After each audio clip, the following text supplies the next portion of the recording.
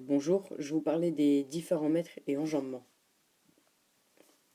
Premièrement, je vais vous parler d'un mètre, donc je vais vous donner la définition.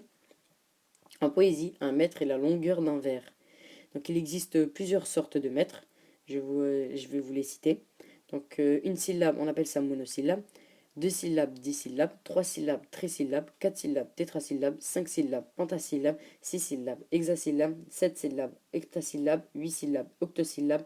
Neuf syllabes, énéasyllabes. 10 syllabes, décasyllabes. 11 syllabes, endécasyllabes. 12 syllabes, alexandrin.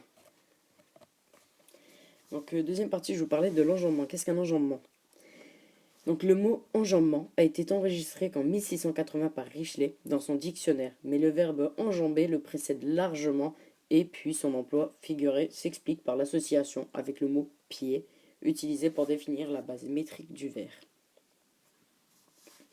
Troisième partie, je vous parlais de quand il y a enjambement. Je vais aussi vous parler du rejet et aussi du contre-rejet. Donc il y a enjambement quand la phrase déborde le vers pour se poursuivre sur le vers suivant. L'enjambement supprime la coupe à la fin du vers. Maintenant, je vais parler du rejet. Un rejet est un procédé qui consiste, grâce à un enjambement, à placer au début du vers un mot ou un groupe de mots qui appartient au vers suivant.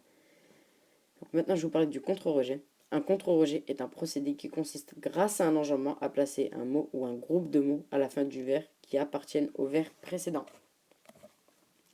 Quatrième partie, je vais vous parler de la césure et des hémistiches. La césure est la coupe principale qui sépare le vers supérieur à 8 syllabes en deux hémistiches ou demi-vers. Le décasyllabe est le plus souvent coupé après le quatrième syllabe. L'alexandrin classique est coupé en deux hémistiches égaux par une césure. Celle-ci ne peut se trouver qu'après un E muet. Il faut donc nécessairement que le mot suivant commence par une voyelle pour que le E soit élidé. Cinquième partie, je vous parlais des répétitions de sonorités. Le retour de sonorités semblables, en particulier des rimes, constitue un autre élément important du rythme.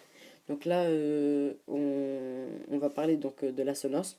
On appelle assonance la répétition d'un son vocalique. Donc je vais vous illustrer ça avec un exemple. Donc pour la première fois, l'aigle baissait la tête.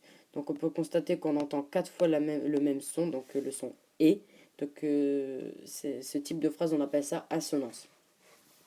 Maintenant, je vais vous parler d'une autre partie qui est la répétition d'un son consonantique est une allitération. Donc en gros, un son qui est consonantique, on appelle ça une allitération.